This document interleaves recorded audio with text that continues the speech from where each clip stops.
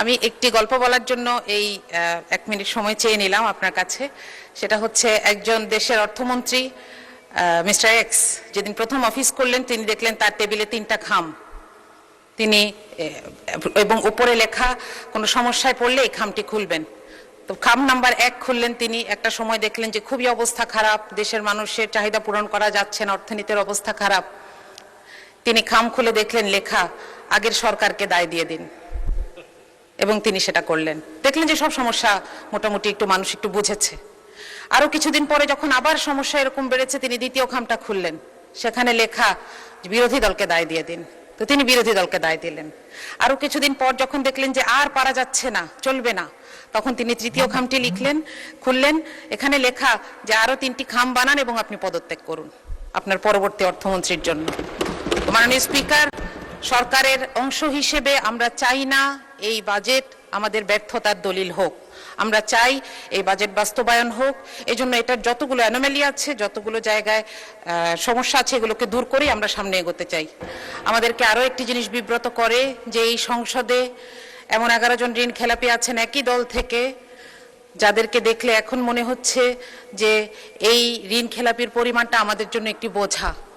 আমি যদি আপনাকে সংখ্যাটি বলি, এই বাজেটে ঋণ খেলাপির আমাদের মোট পরিমাণ 6,44,000 কোটি এবং করের পরিমাণ 6,95,000 কোটি। মাঝে মধ্যে মনে হয় যে এই বছরটা যদি আমরা এই ঋণগুলো ফেরত পেতাম, আমরা অন্তত একটা বছর করবিহীন জীবনযাপন করতে পারতাম। মাননীয় স্পিকার, এই ঋণের এই যে রাজস্ব আদায়ের লক্ষ্য, এটা আদায়ে এনবিআর 30 বার ব্যর্থ হয়েছে। তারপরও আমরা এবার একটি অবাস্তব প্ল্যান এনবিআর এর উপর চাপিয়ে দিয়েছি, যেটার কোনো ইনফ্রাস্ট্রাকচার এনবিআর এর নাই। এটা বারবার বলা হচ্ছে কাঠামোগত সংস্কার ছাড়া এই কর আদায় করা সম্ভব নয়, কিন্তু সেটার কোনো সুস্পষ্ট সংস্কার প্রস্তাব ছাড়াই আমরা এমন একটি প্রস্তাব দেখতে পাচ্ছি এ বাজেটে। আমরা জানি না যে সরকারের হাতে কোন আলাদিনের চেরাগ আছে। মাননীয় স্পিকার, আমাদের বাজেটের স্লোগানে আছে অর্থনৈতিক গণতন্ত্রায়ন। আমি জানি না যে এই কারণেই কিনা বাংলাদেশের সবচাইতে বড় ব্যাংকটিকে এবং সবচাইতে বিখ্যাত সেবামূলক হাসপাতালটিকে খুব দুঃখজনকভাবে একটি বিপর্যয়ের শিকার হতে হচ্ছে। এর কারণ হচ্ছে রাজনৈতিক কুধারণা। আমি বলবো এটি রাজনৈতিক কুধারণা, কারণ এগুলোকে আর্থিক প্রতিষ্ঠান হিসেবে না দেখে সরকার বিরোধী দলের প্রতিষ্ঠান হিসেবে দেখছে, যেটি সুস্পষ্ট অসত্য।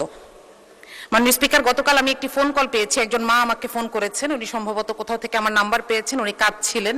উনি বেসরকারি চাকরি করেন। তিনি বলছিলেন যে আপা, আপনি সংসদে একটু বলবেন যে প্রধানমন্ত্রীকে আমরাও ভোট দিয়েছি, কিন্তু আমাদের জন্য তো কোনো নির্দেশনা নাই। আমি নিজেও এখানে আসার আগে একটি বেসরকারি চাকরিতে ছিলাম।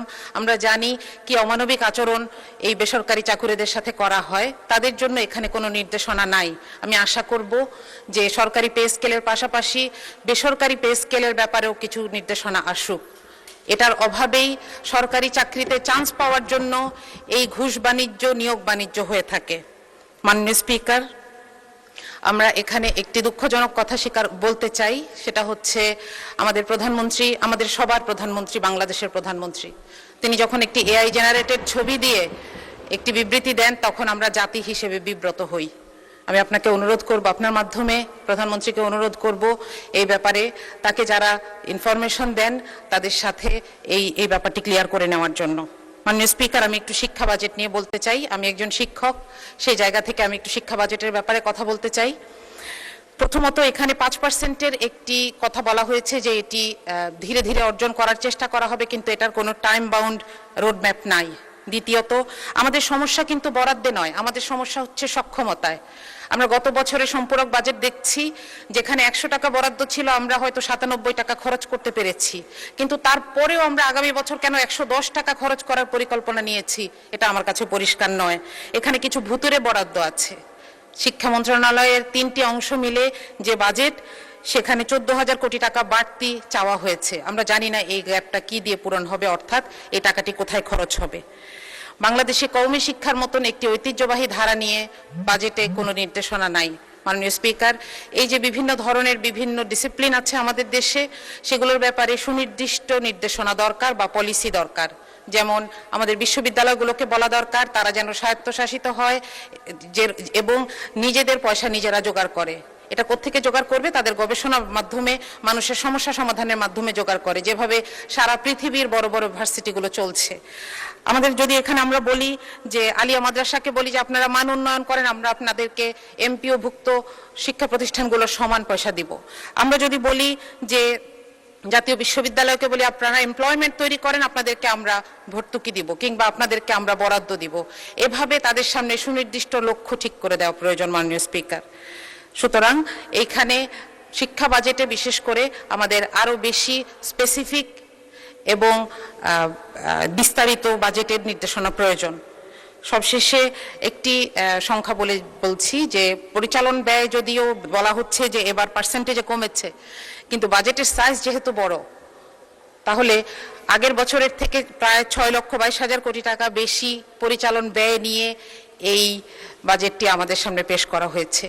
তো এটার ব্যাপারে আসলে এই স্ট্যাটিস্টিক্সগুলোর ব্যাপারে সততা দরকার ছিল, যে পার্সেন্টেজের ক্ষেত্রে কমানো হলেও আসলে এটা টাকার অঙ্কে বেশি। মাননীয় স্পিকার, বাজেট আসলে একটা দেশের মানুষের এবং সরকারের সাথে একটি সামাজিক চুক্তি। সুতরাং এখানে বাস্তবসম্মত, জবাবদিহিমূলক এবং প্রাতিষ্ঠানিক সক্ষমতা প্রয়োজন। মাননীয় স্পিকার, আমি আপনার কাছে আর 1 মিনিট প্রার্থনা করছি। জি প্লিজ, আপনি কন্টিনিউ করেন, 1 মিনিট সময় বরাদ্দ হলো। Thank you. আপনাকে ধন্যবাদ। আমি একটি গল্প বলার জন্য এই 1 মিনিট সময় চেয়ে নিলাম আপনার কাছে। সেটা হচ্ছে একজন দেশের অর্থমন্ত্রী মিস্টার এক্স যেদিন প্রথম অফিস করলেন, তিনি দেখলেন তার টেবিলে 3টা খাম, তিনি এবং উপরে লেখা কোনো সমস্যায় পড়লে এই খামটি খুলবেন।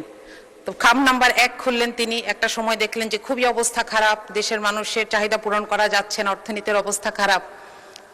তিনি খাম খুলে দেখলেন লেখা আগের সরকারকে দায় দিয়ে দিন, এবং তিনি সেটা করলেন। দেখলেন যে সব সমস্যা মোটামুটি মানুষ একটু বুঝেছে। আরো কিছুদিন পরে যখন আবার সমস্যা এরকম বেড়েছে, তিনি দ্বিতীয় খামটা খুললেন, সেখানে লেখা বিরোধী দলকে দায় দিয়ে দিন। তো তিনি বিরোধী দলকে দায় দিলেন। আরো কিছুদিন পর যখন দেখলেন যে আর পারা যাচ্ছে না, চলবে না, তখন তিনি তৃতীয় খামটি খুললেন, এখানে লেখা যে আরো 3টি খাম বানান এবং আপনি পদত্যাগ করুন আপনার পরবর্তী অর্থমন্ত্রীর জন্য।